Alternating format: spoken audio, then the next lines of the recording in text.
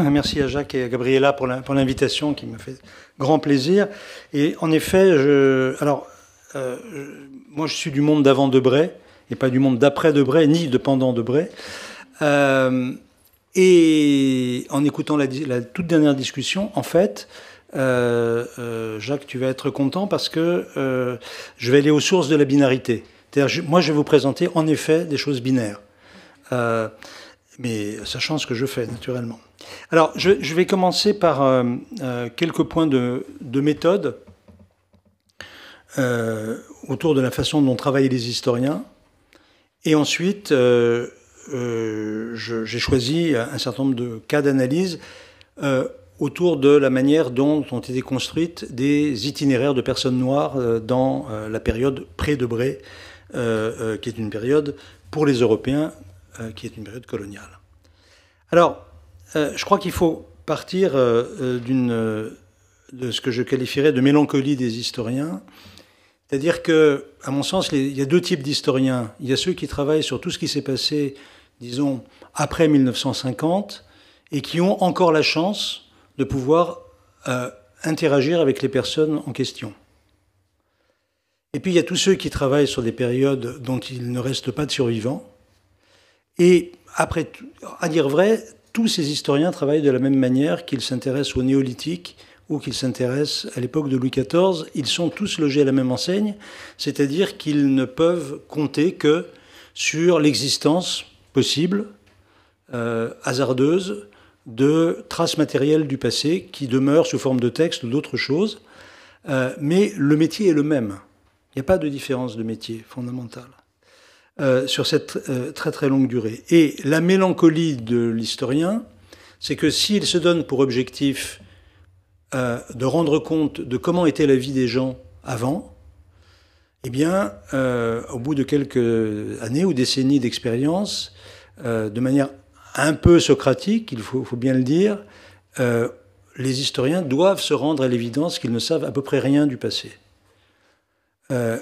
Si ce qui est perçu, enfin, si ce qui est poursuivi, c'est d'essayer de comprendre comment les gens vivaient, ce qu'ils pouvaient ressentir et comment se développait leur existence.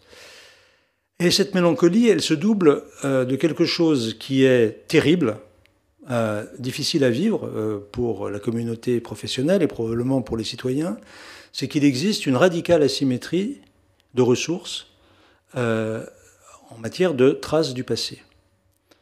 J'ai l'habitude de dire, quand j'enseigne, que, au fond, il n'y a que 3 pays pour lesquels on ait vraiment énormément de documents. La Chine, l'Italie et l'Espagne. Après, il y a tout le reste, c'est beaucoup moins. Si vous prenez, par exemple, un cas qui a été décrit, le Cambodge, deuxième moitié du XVIIIe siècle, grande monarchie brillante, artistique, il nous reste, pour des raisons climatiques essentiellement, de cette période de l'histoire du Cambodge, moins de documents qu'il n'y a de traces épigraphiques de la plus marginale des provinces de l'Empire romain à l'époque de Tibère. Et je parle du XVIIIe siècle, après Jésus-Christ. Voilà, donc cette asymétrie est absolument fondamentale. L'activité de symétrisation du passé auquel se livre l'UNESCO depuis sa fondation est totalement légitime sur un plan politique et diplomatique, elle est aberrante sur un plan scientifique, mais elle est totalement légitime, à mon sens, à mes yeux, et je pense qu'ils ont raison de faire ce qu'ils font, mais au prix d'une distorsion ou d'une correction de cette asymétrie qui, sur le plan scientifique, n'a aucun sens. C'est-à-dire vous ne pouvez pas raisonnablement décrire la vie de groupes humains pour lesquels vous disposez de 10 millions de textes ou de 10 textes. Voilà. C'est aussi simple que ça. Ça fait partie de ce que j'appelle donc la mélancolie. Et cette mélancolie se décline aussi localement, et on peut le dire de manière très brutale, très simple. Il y a toujours plus de documents laissés par les vainqueurs que par les vaincus, par les hommes que par les femmes, par les riches que par les pauvres, et par les urbains que par les ruraux. Voilà, c'est ainsi. Et les décalages peuvent se produire dans une relation à longue portée, c'est-à-dire, par exemple, justement, l'expansion des Européens qui sont partis dans l'hémisphère occidental, à la recherche du Japon, et qui, voilà, et où il y a une distance considérable hein, entre les uns et les autres. Mais observons que simplement à une échelle domestique européenne, presque 100% des historiens qui s'intéressent au monde rural sont des urbains qui n'ont jamais tenu une charrue entre leurs mains. C'est-à-dire que cette distance, elle existe, voilà, elle existe à plein d'échelles. Alors maintenant, il y a peut-être une manière un tout petit peu de dédramatiser ce ton funèbre par lequel j'ai commencé, sans vraiment le vouloir, qui consiste à un tout petit peu démythifier l'archive. C'est-à-dire que si, par exemple, imaginez que d'ici 200 ans, les gens ne connaissent de vous que les archives que vous laissez. C'est quoi les archives? Ce sont des actes de procédure. Et donc, je parle des archives du passé. Hein. Les archives, c'est des actes de procédure. C'est-à-dire, imaginons qu'on ne conserve de vous, de nous tous, que les formulaires que nous avons remplis pour obtenir une carte nationale d'identité, un remboursement par la sécurité sociale, un visa J1 pour aller enseigner aux États-Unis et quelques autres documents de ce genre. C'est ça l'archive. Hein. C'est exactement ça. Nous, les historiens, on travaille exactement avec ce genre de choses. C'est-à-dire un document qui porte une information qui ne se trouve nulle part ailleurs, c'est-à-dire que si vous n'avez pas ça, ceux dont ce document est porteur d'informations, vous ne le trouverez pas d'une autre manière. Mais en même temps, la caractéristique de ce document, c'est son extraordinaire pauvreté sémantique. L'archive administrative, c'est 200 mots. Et cette pauvreté sémantique fait qu'avec des archives, on obtient une information, encore une fois, inatteignable autrement, et en même temps, on a un regard extraordinairement pauvre sur la réalité sociale que l'archive est supposée nous permettre de découvrir. Et pour deux raisons. La première, c'est qu'on ne comprend rien à l'archive si on ne connaît pas les doctrines savantes qui encadrent le travail de celui qui porte sur le papier l'acte de procédure. Autrement dit, on ne comprend rien à un document d'archives ancien, qu'il soit judiciaire, administratif, ecclésiastique ou autre, si on ne connaît pas le droit ancien, si on ne connaît pas la théologie ancienne, et concernant des questions qui touchent à la race et à la représentation du corps, et je dis bien représentation dans un double sens, hein, immatériel et matériel, sans connaître la doctrine médicale à chaque moment de l'histoire qu'on examine, on n'y comprend rien. Autrement dit, le travail sur l'archive doit nécessairement s'accompagner en complémentaire d'un travail sur la doctrine, ou sur les doctrines. Et puis, il y a un troisième volet, qui en tout cas dans mon travail joue un rôle très important, et qui peut être une sorte de correspondant de ceux qui ici sont historiens de l'art et artistes, qui est la littérature.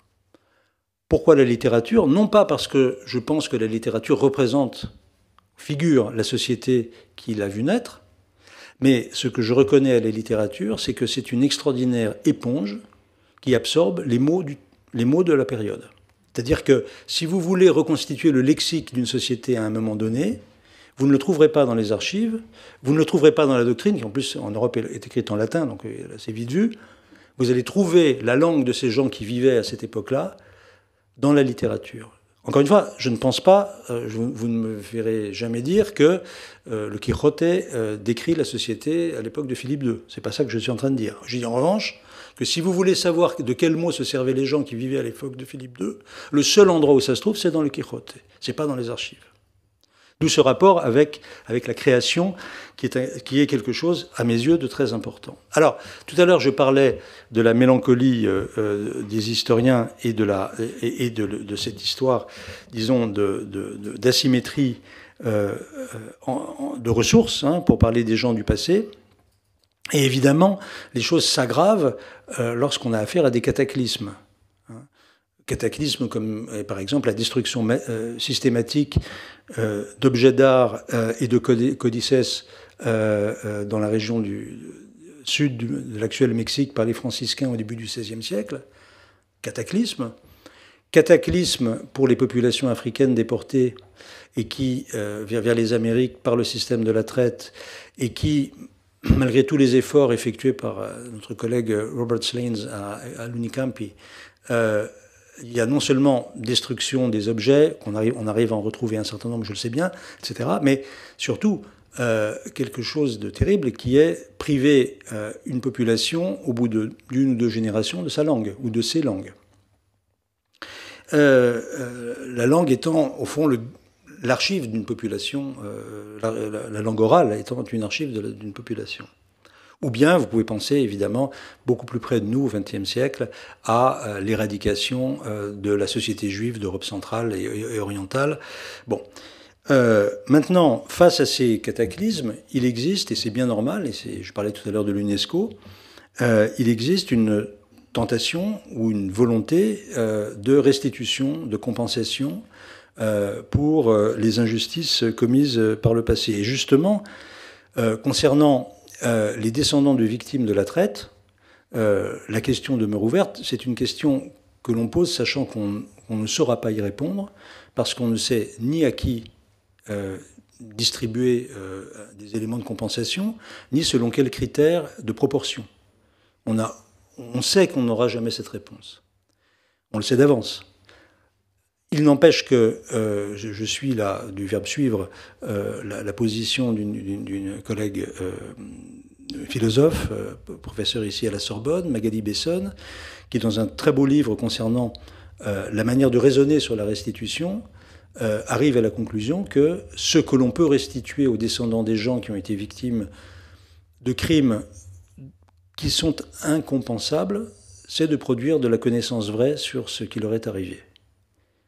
Et de la connaissance vraie, ça veut dire enraciner le travail historique en tant que science sociale, et j'insiste sur le prédicat science plus que d'ailleurs que sur l'épithète sociale. C'est-à-dire, ce qui est le geste de véritable dignité, c'est de faire un travail de recherche permettant de reconstituer du mieux que l'on peut ce qu'a pu être l'histoire des gens qui n'ont plus d'histoire. Voilà. Ça me paraît quelque chose de tout à fait intéressant, enfin tout à fait, en tout cas qui me convainc complètement, bien plus que l'affirmation méthodologique, mais sans application empirique aucune, alors on en parlait un peu ce matin, de l'épistémicide. Alors, on a cité quelqu'un pour qui j'ai un immense respect, qui est la sociologue bolivienne Silvia Rivera Cusicanqui, qui a cette particularité et qui la distingue de toute l'école décoloniale latino-américaine, à commencer par Aníbal Quijano, etc., qui est qu'elle est quechuaphone.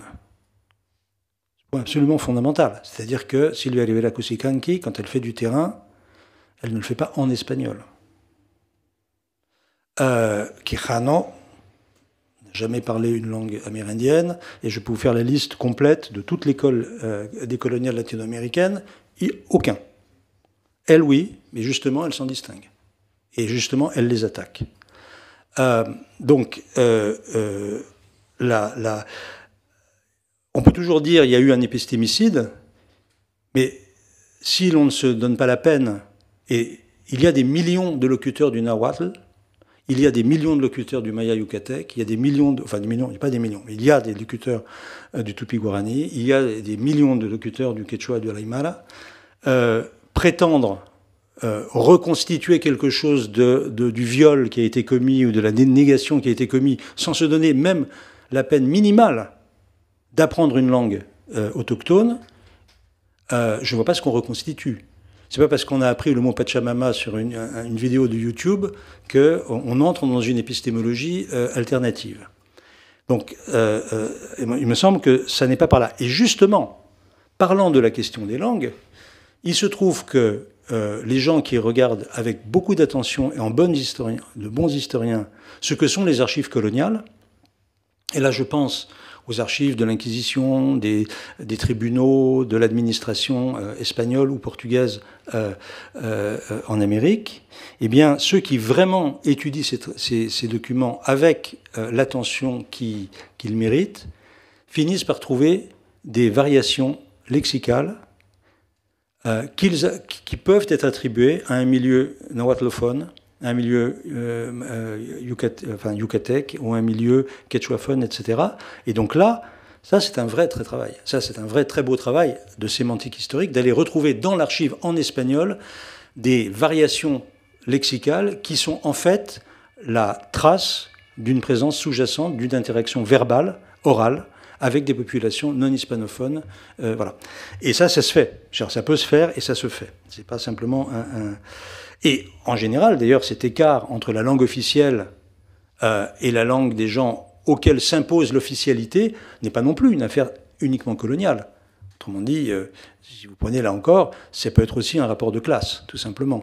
Je rappelle, comme l'avait très bien montré Ginsburg, l'Inquisition, l'Inquisition, c'est une institution de docteurs. En fait, c'est des docteurs qui jugent des paysans, l'Inquisition. C'est quand même ça, le fond de l'affaire. C'est des gens qui ont des diplômes qui jugent des gens qui n'en ont pas. Et qui s'imaginent des cosmogonies hétérodoxes, mais leur hétérodoxie est aussi une affaire de classe. C'est parce que c'est des paysans qui s'imaginent des choses bizarres, alors que les docteurs qui, eux, ont été à la Salamanque ou à Coimbra, sont les maîtres de l'orthodoxie.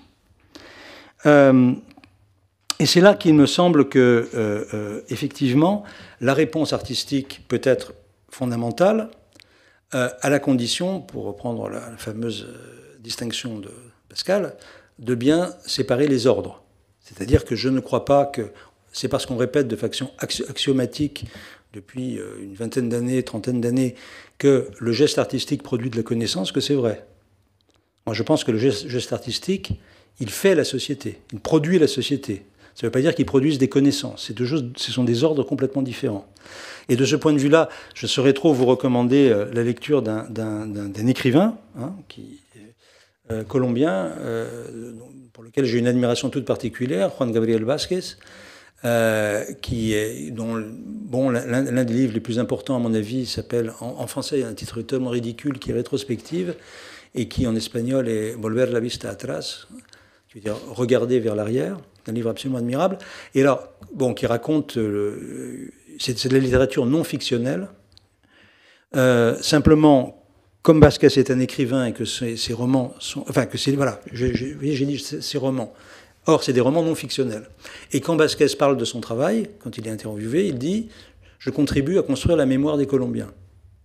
Il ne dit jamais « J'écris l'histoire des Colombiens ». Mémoire et histoire, c'est pas la même chose.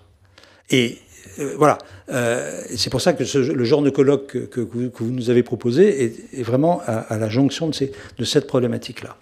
Donc voilà les éléments juste de méthode que je voulais mettre en avant pour en venir à un cas d'espèce, c'est-à-dire de voir, autour de quelques exemples que je vais vraiment esquisser à toute vitesse, comment les historiens peuvent analyser les trajectoires de personnes noires en situation coloniale, telles qu'on peut les connaître, avec les outils qui sont ceux de l'histoire, mais de cette histoire qui se saisit de l'archive, de la doctrine et de la littérature, bien entendu. Alors, je pourrais commencer parce que j'ai envie de qualifier de véritable vaudeville, qui est, vous savez, l'histoire étonnante de l'esclave de Velázquez, Juan de Pareja, dont l'œuvre et la personne ont fait l'objet d'une exposition au Metropolitan Museum de New York il y a 2 ans. Alors pourquoi je dis que c'est un vaudeville ? Eh bien, c'est parce que... alors, c'est à 2 échelles, c'est un vaudeville, c'est-à-dire que vous connaissez... Alors, j'aurais dû, mea culpa, j'aurais dû vous apporter... projeter le très célèbre portrait de Juan de Pareja que Velázquez a exécuté en 1750 pendant son voyage à Rome, le voyage au cours duquel il a aussi fait le portrait d'Innocent X, qui est obsédé...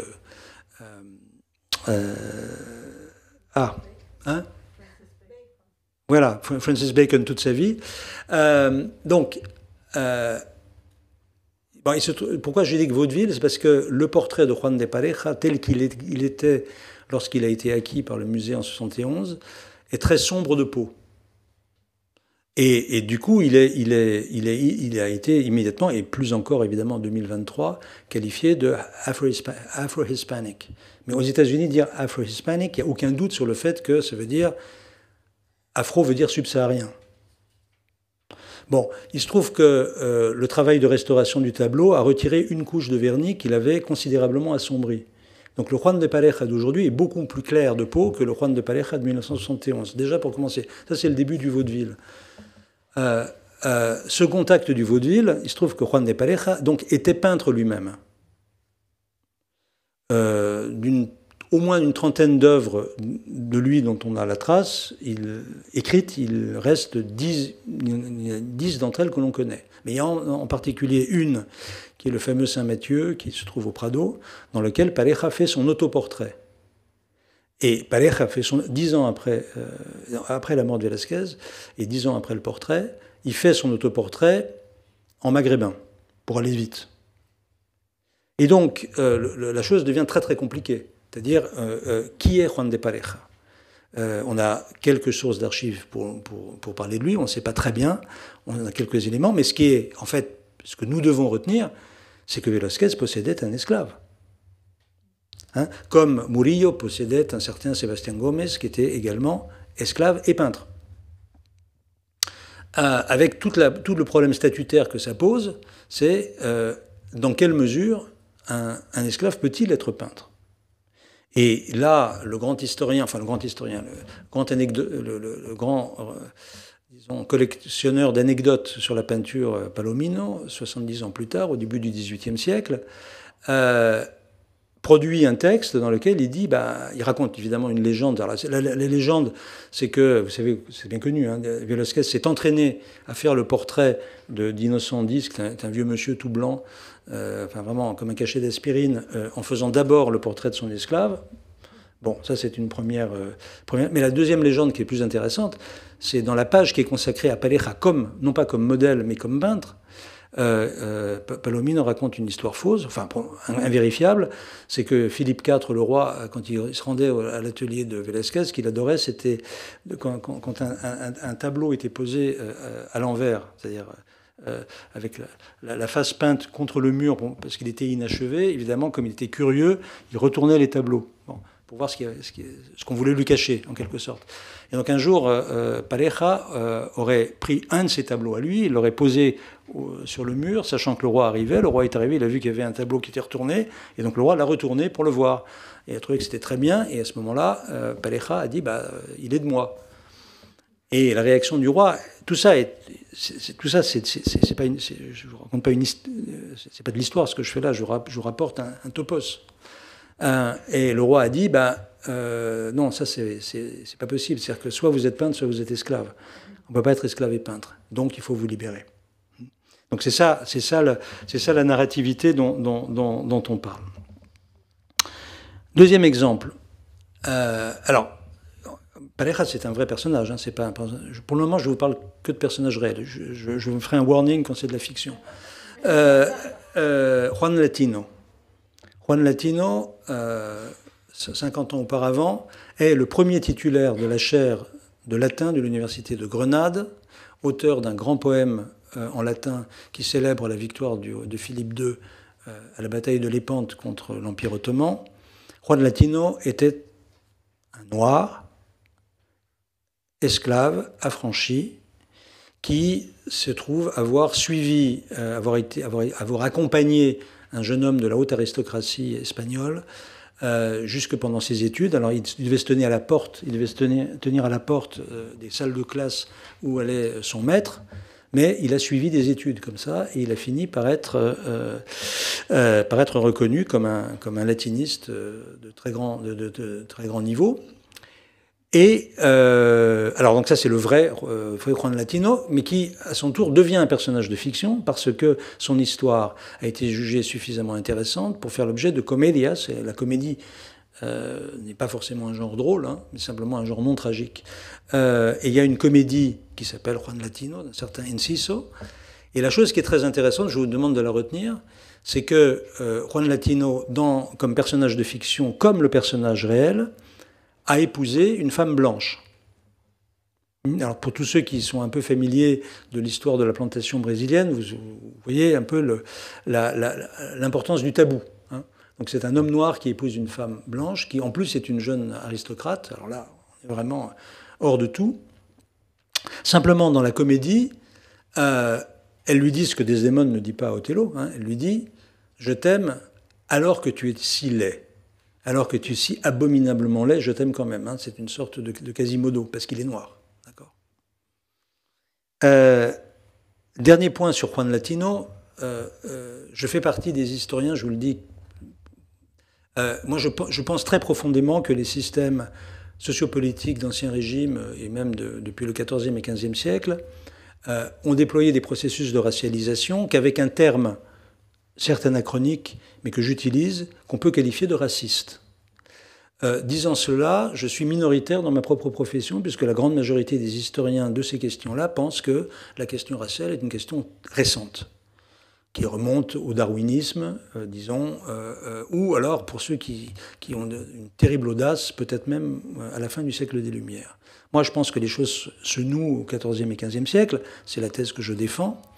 Mais alors, j'ai très récemment, en travaillant sur Juan Latino, je suis tombé sur une vidéo tout à fait extraordinaire d'un député espagnol, au Cortés, qui, à la commission des affaires culturelles, a demandé que soit commémorée l'histoire de Juan Latino, qu'il soit mieux connu par les citoyens, que son parcours extraordinaire fasse l'objet d'un enseignement, d'une monumentalisation, etc., etc., en disant, voilà, je ne suis pas partisan de la légende noire de l'Espagne, je ne suis pas partisan d'une légende dorée, qui consisterait à dire que c'était beaucoup mieux, etc., mais je tiens à ce que, autour de Juan Latino, on puisse prendre conscience du fait que ce qui lui est arrivé était possible, et était possible grâce à quoi? Grâce à l'universalisme de la catholicité. Bon, ça c'est une prise de position, donc d'admiration pour Juan Latino, de demande de ce que sa personnalité fasse l'objet d'une remémoration en Espagne. Il se trouve que le député est de Vox. C'est-à-dire, Vox, c'est l'équivalent en plus radical du Rassemblement national. Hein, voilà. C'est dire que vouloir montrer le monde colonial comme un monde d'ouverture à l'égard des Noirs est une position qui est tenue aujourd'hui par des historiens qui sont tout à fait progressistes en tant que citoyens. Simplement, il se trouve que leur argument est un argument qui alimente la roue de l'extrême droite, mais ceci est une autre discussion. Troisième cas, je vais être plus rapide, il y a plusieurs cas très intéressants, aussi bien en Amérique que dans la péninsule ibérique, de dévotes noirs qui ont été volontairement ou qui ont dû accompagner comme servantes leur maîtresse dans des organisations conventuelles et qui, une fois insérées dans la sociabilité conventuelle, ont eu des vies extraordinairement donc dévotes, pieuses. D'ailleurs, une partie de leur piété s'exprimant par le fait que, abreuvées d'injures, abreuvées d'humiliations, elles n'ont cessé de prier pour les gens qui les abreuvaient d'injures et d'humiliations. Bon, voilà, donc elles obéissent vraiment aux recommandations évangéliques au pied de la lettre, et que donc elles ont progressivement fait l'objet d'une dévotion en dehors des murs des couvents, etc. Alors, donc il y a plusieurs cas, je ne vais pas vous les citer. Il y a Teresa Juliana de Santo Domingo, Chicaba à Salamanque. Il y a la célèbre Sor Esperanza la Negra de la ville de Puebla au Mexique. Bon, il y en a à Lima, etc. Et puis il y a bien sûr la Egipciaca au Brésil. Bon, ce qui est intéressant dans ces histoires, c'est nous les connaissons parce que dans tous les cas, sauf Egipciaca qui a elle-même écrit, toutes les autres ont vu leur vie racontée par un confesseur ou par un membre du clergé masculin extérieur au couvent et qui, à leur mort, tracent dans le marbre en quelque sorte la mémoire de la dévotion et de l'admiration dont elles ont fait l'objet, mais avec toutes sortes d'anecdotes qui montrent quand même les limites de cette reconnaissance, comme par exemple le fait que la Chicaba de Salamanque, qui est restée 50 ans dans le couvent, demande à être enterrée sous le chœur de l'église, ce qui lui est absolument refusé, et elle est enterrée dans le cloître parce que son corps ne peut pas être enterré au même endroit que le corps des mères blanches, ou des sœurs et des mères blanches. Dans le cas de Sor Esperanza de Puebla. Il y a une histoire absolument effroyable. C'est donc pareil, elle passe 40 ans ou 50 ans dans ce couvent. Et l'année qui précède sa mort, elle a fini par perdre un peu l'équilibre. Donc elle marchait avec une canne. Et puis, se rendant aux offices, à un moment donné, elle perd complètement l'équilibre et donc appuie sa main sur le mur du couvent. Et la mère supérieure, le voyant, donne l'ordre de repeindre le mur. Parce qu'elle a posé sa main sur le mur. Voilà.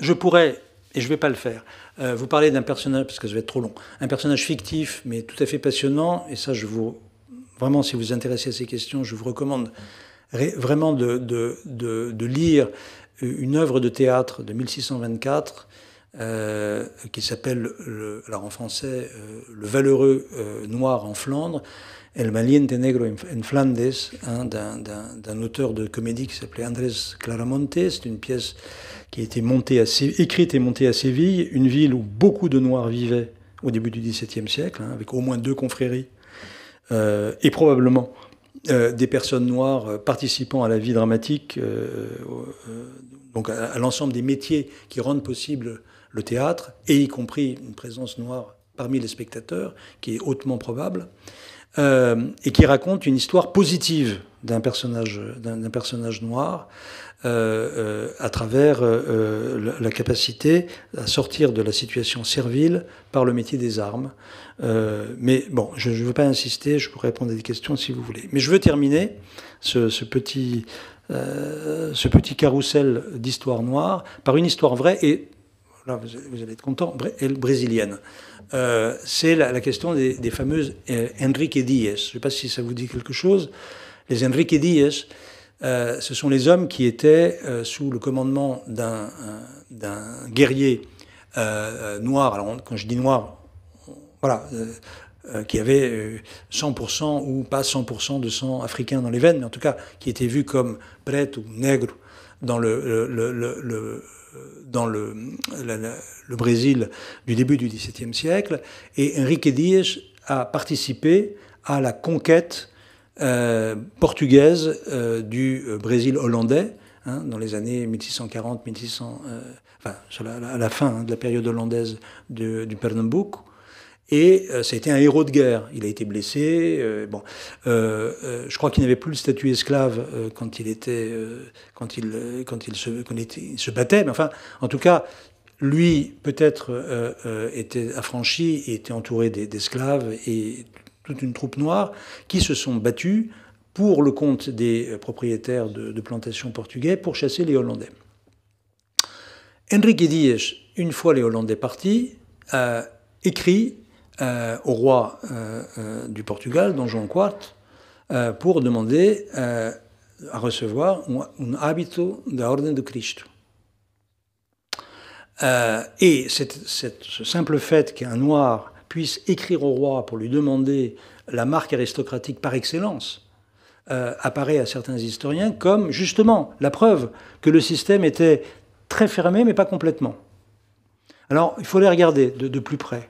Et quand on regarde de plus près, on s'aperçoit de 2 choses. D'abord, la réponse du tribunal compétent, qui est la Mesa de Consciência e Ordens de Lisbonne, a mis plus de 10 ans à arriver. Hein. Vous savez, à l'époque, 10 ans, on a le temps de mourir 20 fois. Hein, pendant une durée de 10 ans, c'est très très très très long quand l'espérance de vie est à 35 ans. Hein, c'est extrêmement long. Bon. Et au bout de 10 ans, qu'est-ce qui arrive comme réponse? Eh bien, la réponse arrive qui dit la chose suivante. Si vous parvenez à ce que l'une de vos filles mulâtres trouve à se marier avec un soldat portugais de sang limpa, alors lui pourra être Cavaleiro do Cristo au nom des exploits de son beau-père. Voilà. Voilà l'ouverture de ce système. Et donc j'en viens à ma conclusion. C'est-à-dire que ces histoires de personnes noires, aussi bien en Europe qu'en Amérique, en régime colonial, le régime colonial n'étant pas réservé à l'Amérique, hein, il y a un régime colonial aussi en péninsule ibérique, et d'ailleurs en général dans toute l'Europe, occidentale du moins, je veux conclure en insistant sur la manière dont donc le regard colonial se porte sur ces processus sociaux qui peuvent être, le cas échéant, le caractère extraordinaire, exceptionnel de la capacité de certains individus à échapper à leurs conditions raciales. Alors, vous avez une manière de penser ça qui s'inscrit dans une historiographie dont moi je me méfie un peu, et c'est là la question de la binarité, qui est l'historiographie du métissage. Alors, je ne vais pas refaire, parce que d'abord, ça serait un exposé entier, qu'il s'agisse de Vasconcelos ou qu'il s'agisse de Gilberto Freire ou avant eux de Palacios, dire l'idéologie politique du métissage est raciste. Il faut dire les choses très simplement. Elle est au service de la politique du branqueamiento, elle est raciste. Bon. Et elle a été au Mexique de manière... Bon, outre le fait que Vasconcelos s'est révélé purement et simplement hitlérien à partir des années 30, mais bon, ceci est une autre histoire. Donc, c'est pas du tout l'historiographie à laquelle moi je me réfère, parce que ce que je vous ai raconté, c'est au fond la manière dont une société blanche arrive à construire une narration sur la réussite de quelques Noirs. Le cœur de cette rhétorique, ça n'est pas de dire qu'ils en étaient capables, c'était de dire que, alors qu'ils en étaient en principe absolument incapables, ces quelques personnes-là ont fait un truc totalement extraordinaire qui relève du miracle. Parce que c'est vraiment la catégorie dans laquelle il faut l'inscrire, qui relève du miracle. Alors, parfois, pour expliquer ça à mes étudiants, j'emploie une comparaison qui peut vous paraître de mauvais goût, mais c'est un peu des jeux, vous savez, c'est des jeux paralympiques. C'est-à-dire, ils n'ont pas de pieds, mais ils arrivent à courir quand même. Hein, voilà. C'est-à-dire que quand on est noir, on ne peut pas devenir un cavalier, un chevalier. Quand on est noir, on ne peut pas devenir une béate. Quand on est noir, on ne peut pas devenir titulaire de la chaire de latin à l'université de Grenade. Et donc, c'est le registre du miracle du côté religieux et du côté culturel, c'est un registre que j'étudie en ce moment et qui m'intéresse beaucoup, qui est celui de la métamorphose. C'est-à-dire que il faut comprendre une chose, c'est que quand les Occidentaux blancs européens ont fait l'expérience de l'altérité, y compris de l'altérité phénotypique, visible à l'œil nu, ils ont eu recours, du point de vue fantasmatique et imaginaire, à quelque chose qui leur venait, en fait, de très très loin, qui leur venait de l'Antiquité, qui était le modèle de la métamorphose, c'est-à-dire la transformation du même en quelque chose d'absolument autre, et qui a une double... il y a deux piliers hein, dans la culture de la Renaissance pour penser en termes de métamorphose. C'est ça, c'est Ovide, bien entendu. Et puis c'est... Et ça, c'est un... Je pourrais parler des heures là-dessus, donc je vais m'arrêter. C'est Saint Paul. C'est Saint Paul. C'est Shaoul de Tarse qui devient Paul. Mais quand il devient Paul, il est complètement Paul. Il n'est plus du tout Shaoul, en principe. Mais là, en principe. En réalité, il reste un peu de Shaoul en Paul, mais ceci est une autre histoire et je dois m'arrêter là. Merci.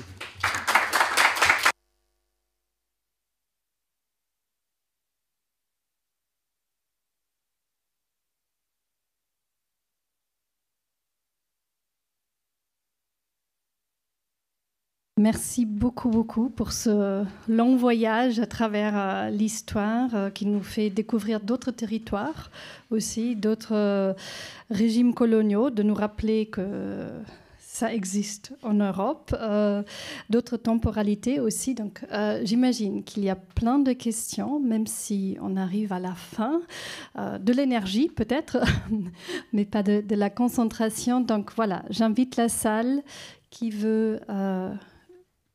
commencer. Oui.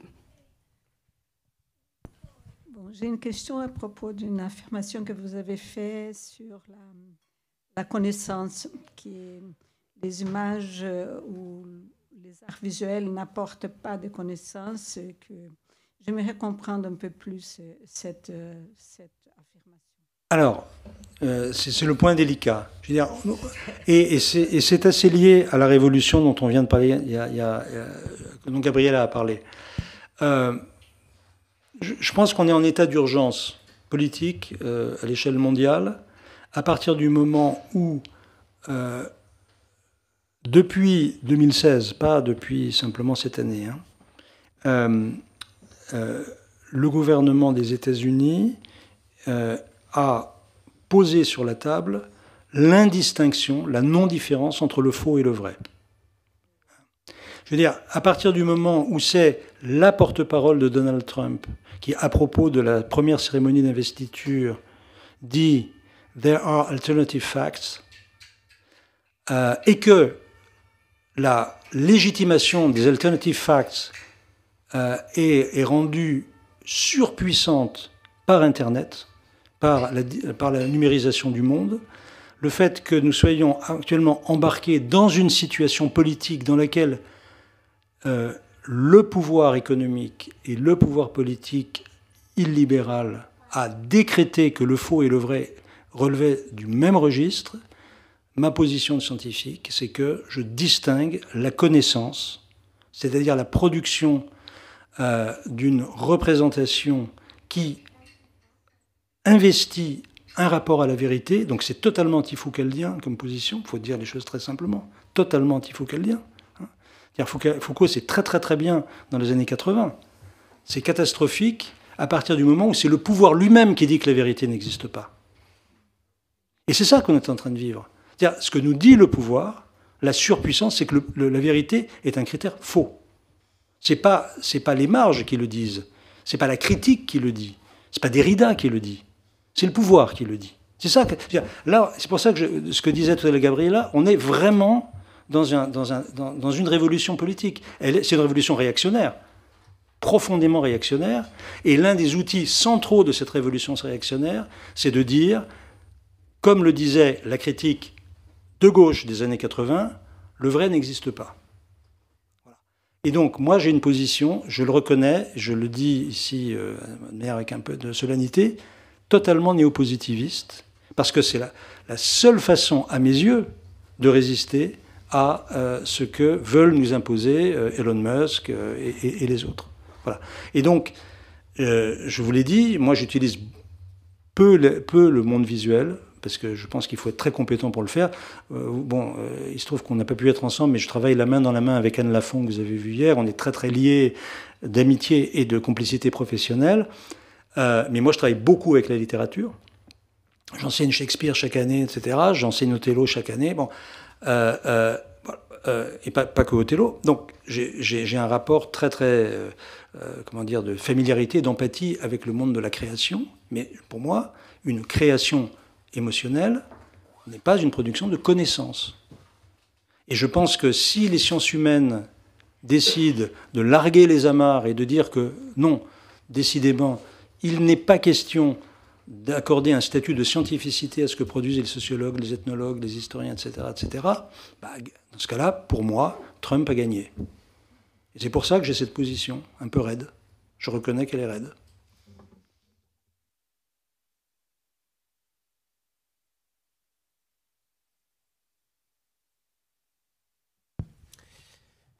Et alors, merci beaucoup pour cette intervention. J'avais deux questions qui reprennent les deux parties de votre exposé, présentation. La première sur l'asymétrie des archives, qui est une question décisive et fondamentale. Vous l'avez très rapidement évoqué, mais notamment dans le sillage des études postcoloniales, s'est développé tout un ensemble de relectures en fait, des archives et de méthodes pour essayer, à partir des archives, mais plutôt des vainqueurs pour le coup, de reconstituer des histoires des vaincus. Mais Ginsburg le fait aussi d'une certaine façon. Donc je me demandais, est-ce qu'on pourrait pas un tout petit peu nuancer ce que vous avez dit sur la radicale asymétrie et ce que vous pensiez, vous avez fait référence au programme de l'UNESCO qui essaye de rétablir des formes d'asymétrie. Moi, j'ai tout de suite pensé au livre de Romain Bertrand, L'histoire à parts égales. Est-ce que, d'un point de vue scientifique, pour le coup, d'accord, j'aimerais bien vous entendre là-dessus. Oui, vraiment. Et ça ne sortira pas d'ici, alors? Non, promis. Et ma deuxième question portait justement sur les figures et les histoires noires que vous avez dessinées, je me demandais si vous avez identifié un rôle idéologique particulier ou un certain nombre de rôles idéologiques que ces histoires, que ces figures jouaient dans les sociétés d'Ancien Régime. Alors, je réponds tout de suite à la deuxième question. Je pense que le régime d'exception consiste, et je sais que ça a l'air d'être vraiment un truc, un argument d'une platitude absolue, mais je pense que le régime d'exception et l'exemplarité miraculeuse de ces cas visent à légitimer la discrimination dont font l'objet en général les Noirs. C'est-à-dire que pour moi, ça n'est pas du tout des trajectoires dont l'instrumentalisation, la mise en récit sert à l'émancipation. Pas du tout. Je pense exactement le contraire. Je pense que c'est des discours totalement anti-émancipateurs. Ça, c'est pour... Alors, maintenant, je réponds à la première question dans ces deux... Oui, peut-être que j'ai été trop rapide. Bien sûr, quand je dis asymétrie, je ne veux pas dire inexistence radicale. Je dis asymétrie, c'est-à-dire qu'il y a un peu et beaucoup. Je n'ai pas dit il y a zéro et beaucoup. Bon. Et effectivement, les bons historiens, et je pense qu'ils ont infiniment raison, par exemple, alors, en sortant du côté colonial, je veux dire, si on s'en était tenu à l'asymétrie de source pour dire, bon, bah, c'est foutu, on n'y va pas, il n'y aurait jamais eu d'histoire des femmes. C'est-à-dire toutes les pionnières de l'histoire des femmes, depuis Michel Perrault, Nathalie Zemon-Davis, etc. Enfin bon, je ne vais pas faire le panthéon de ces historiennes formidables. Bah, si elles avaient été découragées par le fait qu'en effet, quand il y a 100 papiers masculins, il y en a un féminin, elles n'auraient jamais rien fait, et elles ont fait un travail formidable. Donc, je ne veux pas du tout aller dans cette direction, et et c'est pareil pour les paysans par rapport aux urbains, c'est pareil les pauvres par rapport aux riches, etc. etc. Et puis, il n'y a qu'un exemple. Il n'y a qu'un exemple où, en effet, il y a une impossibilité logique et épistémologique. On ne peut pas se reposer sur des archives d'enfants pour faire l'histoire des enfants. Voilà. C'est-à-dire qu'un enfant, et je ne conteste pas l'idée que l'enfance est une substance particulière, hein, et une consistance particulière, pardon. Mais que l'enfance ait une consistance particulière, il se trouve que l'enfant, c'est le non-producteur d'archives. À la première personne, j'entends. Hein. C'est celui qui est parlé par l'archive, mais qui ne parle pas lui-même. Alors, je ne parle pas, en effet, de tout ce que Françoise Dolto a pu enregistrer au XXe siècle. Je parle de l'enfant du XIVe siècle, l'enfant du XVIIIe siècle. Il ne produit pas les archives de soi. Bon, voilà. Mais, donc, asymétrie, ça ne veut pas dire nullité, sauf dans le cas de l'enfance, qui est un truc très particulier. Mais les enfants, contrairement aux femmes, contrairement aux Noirs, contrairement aux Juifs, contrairement aux paysans, ils ont vocation à cesser de l'être le plus vite possible. Donc c'est ça qui se passe. Bon. Alors maintenant, Romain Bertrand. Bon, je vais dire simplement, je ne vais pas rentrer dans des choses très techniques qui pourraient d'ailleurs être plus cruelles que ce que je vais dire, mais il y a une injonction dans le titre. Et ensuite, quand on rentre dans l'écriture du livre lui-même, ou plutôt dans le traitement des archives du livre lui-même, on s'aperçoit d'une chose, c'est que la poésie épique malaise du XVIIIe siècle, qui est analysée pour rendre compte de l'impact de la présence des Néerlandais à Aceh au début du XVIIe siècle, fait l'objet d'un véritable traitement.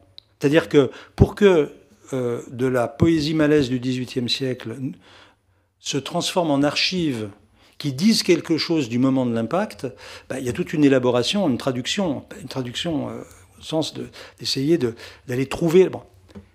Et dans le même livre, l'auteur utilise les livres de bord des capitaines néerlandais à bord de leur vaisseau, tels quels, comme un collage.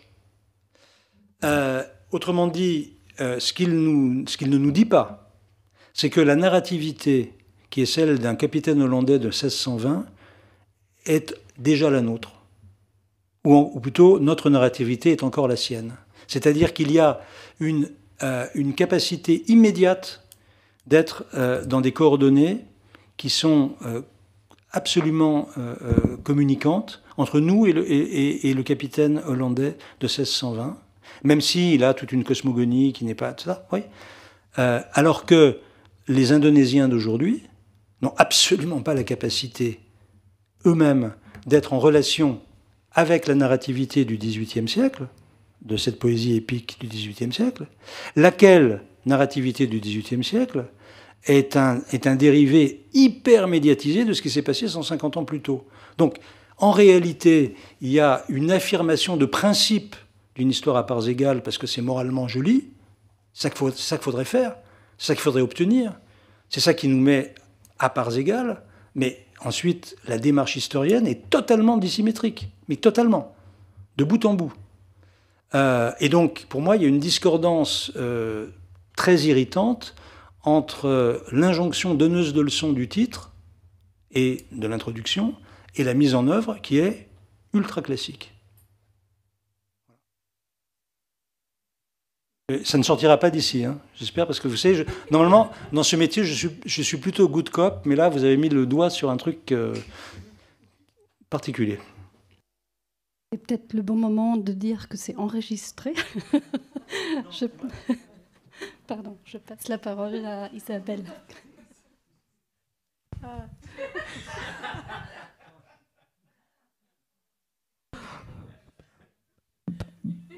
Bon, peut-être on fait comme nos œuvres d'art, on cache des points de l'image qui sont un peu problématiques pour avoir de nouvelles significations.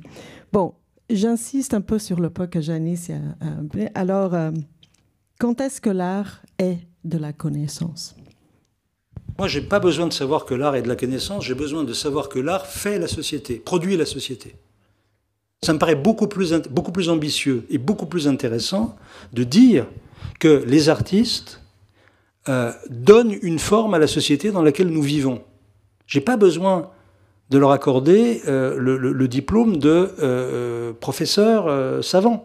C'est-à-dire que je pense qu'il faut sortir de cette question par le haut, de reconnaître qu'un travail fondé sur l'émotion, la subjectivité absolument assumée, créatrice, ne peut pas être le lieu de production d'une connaissance vraie, mais qu'en revanche, cette activité créatrice et tout ce qui l'entoure, et toute la socialité qui l'entoure, sont des éléments, sont des piliers de la production de la société elle-même. Et comme ça, on sort par le haut du problème. Mais je résiste à considérer que, et là, même face à des artistes pour qui j'ai une très profonde admiration, je résisterai à dire et à considérer qu'on produit de la connaissance autrement qu'en s'imposant des règles philologiques, des règles méthodologiques, des compétences très basses, et qu'on réinstitue contre les années 80 qui m'ont formé, un horizon de véridicité comme l'unique boussole qui nous permet de dire que nous ne sommes pas dans l'ordre du faux. Voilà. Et donc, encore une fois, c'est pas du tout ni un discours anti-artiste, ni un discours anti-historien de l'art. C'est pas du tout ce que je suis en train de dire. C'est simplement que sortons de ce problème en reconnaissant, et c'est pas, je dis pas de la politesse de ma part, c'est pas une manière polie de dire les choses. Dire, je pense que, encore une fois, ce qui m'est plus familier, qui est le monde des écrivains, je pense que les écrivains et les écrivaines sont constitutifs du contexte dans lequel se déploie leur œuvre. C'est-à-dire que le rapport contexte-œuvre est très pauvre en réalité. C'est-à-dire que les œuvres font partie du contexte. Les œuvres modifient le contexte. Ce serait ça mon point de vue. Et pas rentrer dans le système de science ou patience. Voilà.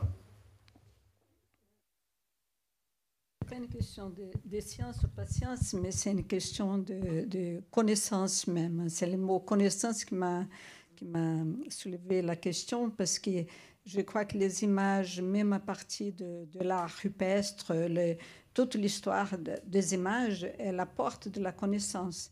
C'est un autre type de connaissance, ce n'est pas la même connaissance de l'écriture, qui sont des connaissances différentes, mais je crois qu'elles sont complémentaires et elles se côtoient.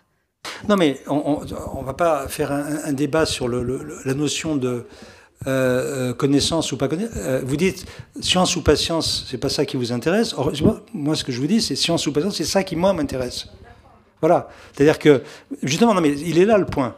C'est-à-dire que, oui, bien sûr, si la connaissance sensible nous permet de mieux comprendre intellectuellement et contributive à enrichir notre regard de scientifique, je suis le premier à le penser.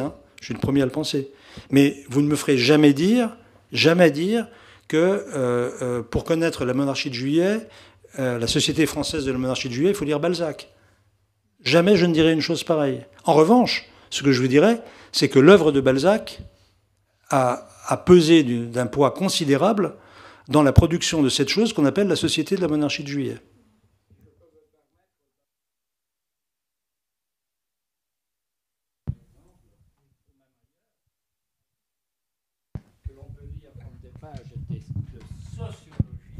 À une époque où la sociologie n'existait pas encore. Alors vous mettez le doigt en plus sur un roman extraordinaire, parce que précisément Les Paysans, celui-là, qui est un mauvais roman, du point de vue littéraire, est une expérimentation de microstoria italienne avant la lettre.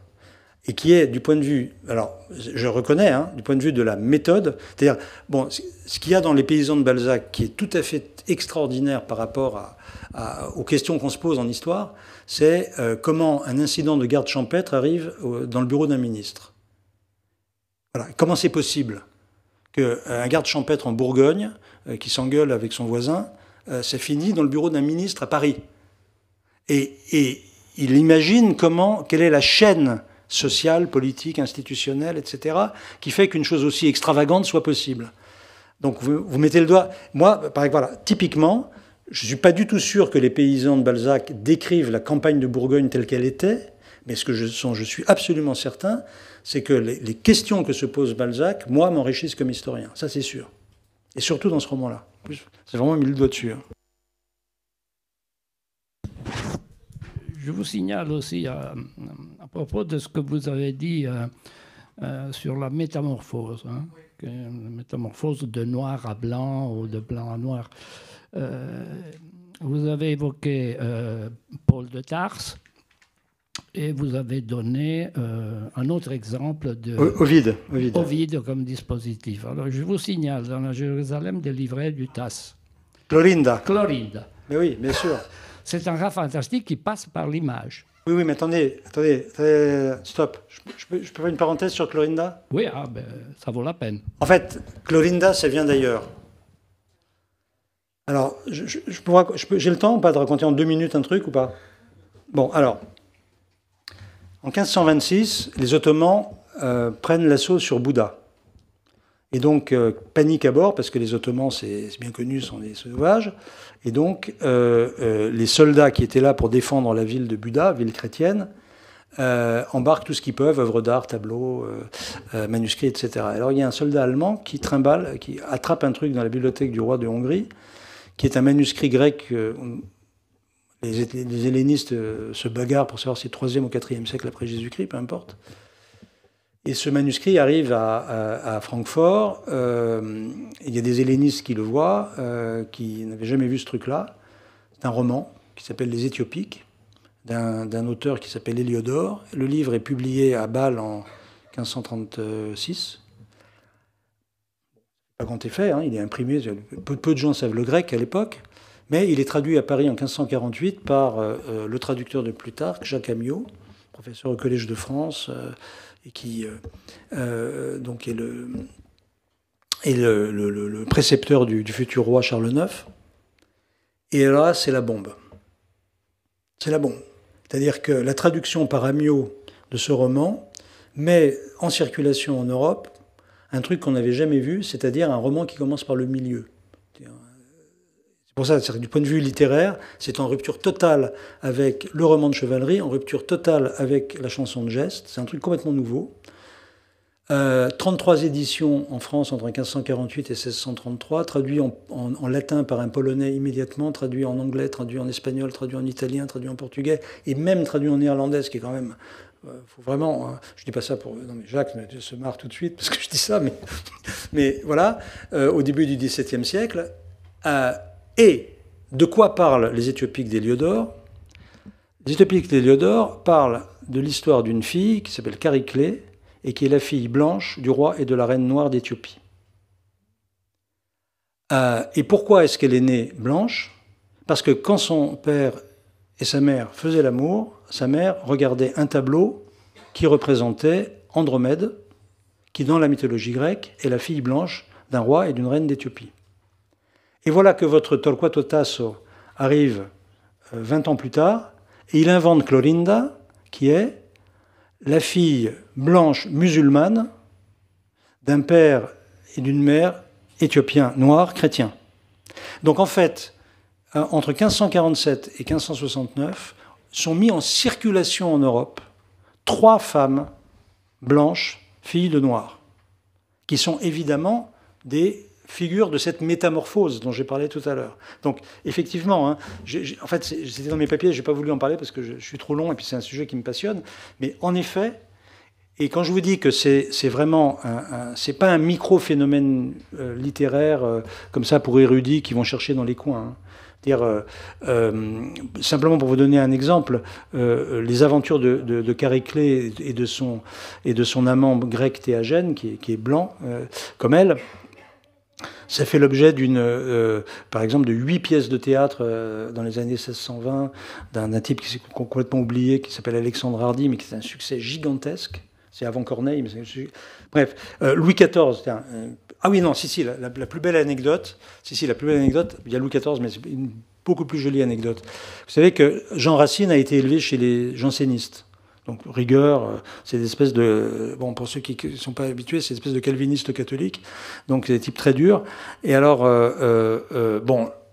les Éthiopiques d'Héliodore, c'est un roman où les amours de Chariclée et Théagène sont racontés sans excès d'érotisme, mais enfin, c'est quand même des amours païens, disons. Et alors, le petit Racine est surpris par un père janséniste en train de lire le bouquin, qui est immédiatement jeté au feu, il est puni. Bon, 6 mois plus tard, rebelote, Racine est de nouveau attrapé par un des jansénistes qui le voit avec le texte d'Héliodore à la main, et on lui rejette au feu. Et Racine sourit à ce moment-là et dit « Pas de problème, je le connais par cœur ». Il connaissait le grec, parce que Racine était helléniste. Donc il avait appris par cœur Donc je veux dire, cette histoire... c'est une histoire évidemment qui est complètement oubliée à partir du XVIIIe, XIXe et XXe siècle. On a complètement oublié cette histoire. Mais en fait, dans l'Europe des XVIe et XVIIe siècles, ces figures, non pas du tout du métissage, justement, pas du tout du mélange, pas du tout du syncrétisme, mais du basculement du blanc au noir ou du noir au blanc, etc., étaient une des ressources imaginaires ou fantasmatiques dont se servaient les Européens pour comprendre ce qui leur arrivait. Et je pense que ça vaut la peine, archéologiquement, de remettre ça en face de la pensée métisse de Gruzynski. C'est-à-dire, voilà, il y a ça, il y a la pensée métisse, mais il y a aussi l'autre version, c'est-à-dire, non, c'est pas le métissage, la bonne manière de penser ce qui nous arrive. Voilà. Donc je suis d'accord avec vous.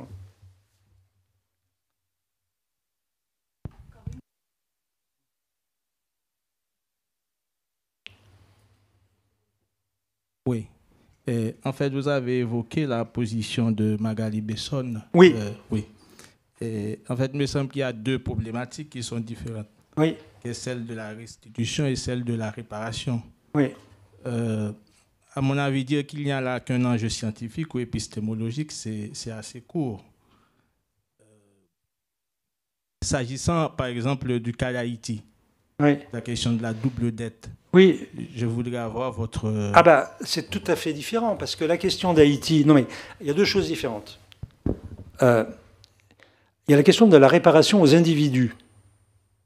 Lorsque la République fédérale d'Allemagne, à partir de 1949, fait un grand plan de réparation aux familles qui ont été massacrées, ou dont un des membres, ou tous les membres, etc., bon, il se trouve que les victimes du Troisième Reich sont vivantes, ou les parents des victimes ou les cousins sont vivants. C'est-à-dire qu'il y a quelque chose qu'on peut appréhender la question des réparations à l'échelle de l'individu.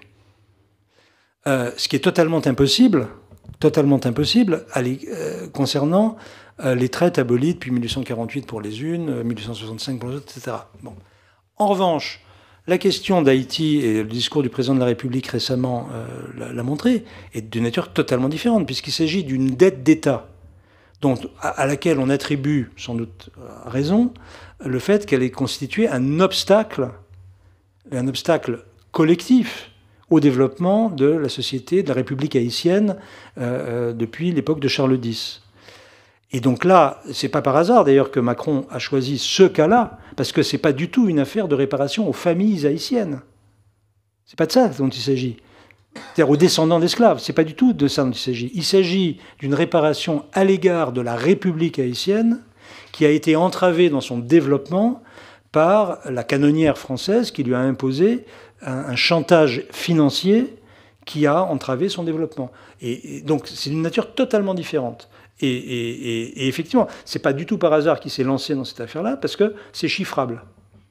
C'est-à-dire qu'on pourrait aboutir au terme d'un travail par une commission d'historiens mixtes haïtiens et français à dire, eh ben, ce que la France a imposé financièrement à Haïti à partir de entre, je ne sais plus quelle date exactement, 1825. Voilà, 25, j'allais dire 24, donc 25 et la Troisième République, bah, ça peut se chiffrer en 10 milliards de dollars, voilà, ou 15 ou 120, j'en sais rien, je dis ça complètement au pif, je n'ai pas la moindre idée, mais c'est pas du tout le même problème. Donc sur Haïti, je suis entièrement d'accord, et moi je reste d'accord avec mon ami Magali Besson, pour dire que les réparations aux familles de descendants d'esclaves. Après, il y avait eu cette... Je ne sais pas si vous connaissez l'historien français François Régent. Oui. Alors un jour, François Régent est guadeloupéen, métis. Et donc il est interviewé à la radio sur cette question. Je ne sais pas si vous avez entendu la réponse de Régent. Il a dit, bah, écoutez, sur les réparations, je suis un peu embarrassé pour vous répondre, parce que comme vous le voyez, je suis descendant d'esclaves et descendant de propriétaires d'esclaves. Et donc, de quel côté de la barrière je me situe? Est-ce que je fais partie des gens qui méritent une réparation ou quelqu'un qui doit une réparation? Oui, mais il y a toute la question de la mémoire. Oui. Ce n'est pas seulement une question scientifique. Ah, exactement. Épistémologique. Entièrement d'accord. Ah, ben là, je suis entièrement d'accord. Entièrement d'accord. Mais je suis d'accord exactement pour cette division des choses. La mémoire, ce n'est pas une question d'histoire. C'est une question de construction au présent d'une unité émotionnelle, d'un rapport au passé, etc., qui est de nature politique, qui est totalement légitime, mais qui n'est pas de l'histoire. Oui. Je suis totalement d'accord. Hein.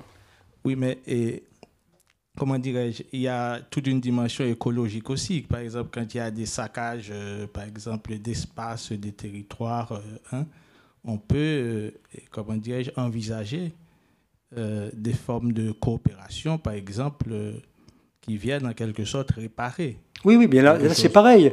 Un saccage, c'est exactement le même problème que la dette. Je suis d'accord avec vous. Un saccage environnemental lié à ce qu'on appelle aujourd'hui l'extractivisme, je ne sais pas pour trop quelles raisons, quelques personnes pensent que l'extractivisme c'est une réalité du 19e siècle, alors que demander dans les mines du Pérou, c'est tellement ridicule. Bon, peu importe, mais en tout cas, là c'est pareil. C'est-à-dire vouloir corriger des violences subies par des paysages ou par des écosystèmes aujourd'hui, ça ne s'adresse pas à des individus. Ça va améliorer la vie des personnes, ça c'est sûr, mais ça ne s'adresse pas à des individus. Et on peut pas, voilà, on peut dire, mais il n'y a pas besoin d'aller très loin. Hein. Dire, toute la couronne autour de Paris, là, hein, tout ce qu'il y a autour de Paris, les sols sont pollués à mort. En Seine-Saint-Denis, le sol de la Seine-Saint-Denis est monstrueusement pollué, parce que c'est le lieu de l'industrie chimique pendant une centaine d'années. Bon. Bah, je veux dire, les gens qui habitent en Seine-Saint-Denis ont un droit théorique à avoir leur sol dépollué. Mais c'est collectivement, c'est pas monsieur machin qui habite un appartement 13A qui a droit à la dépollution. C'est-à-dire que c'est une affaire politique et collective.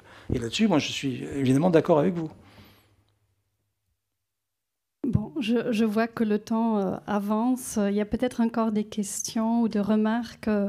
Moi, j'en ai eu plusieurs, mais peut-être juste une remarque qui nous ramène au début du colloque, avec l'intervention d'Anne Lafont, qui allait aussi dans cette direction de différencier ou de penser à la différence entre un travail historique et un travail artistique. Et c'est intéressant de voir ce moment précis qui est un challenge pour les sciences humaines, non ? Et on voit aussi la réaction d'une génération qui grandit dans la déconstruction ou dans l'idée d'un artistic research ou dans le savoir des images, qu'il y a quelque chose là qui devient très très compliqué à penser. Et donc je trouve intéressant qu'à la fin du colloque sur les archives coloniales, on retourne sur la question de la vérité, du faux. Et d'ailleurs, les exemples que vous avez montrés montrent comment même les textes littéraires donnent une approche au monde. C'est juste la question de connaissance où vous faites la ligne, donc peut-être pour médier aussi dans la discussion. Juste une remarque, je ne suis pas sûr que la déconstruction, ce soit la jeunesse du monde, comme on disait à propos du communisme. Hein. C'est-à-dire que la déconstruction, c'est quand même un héritage intellectuel qui remonte aux années 60, qui a 60 ans.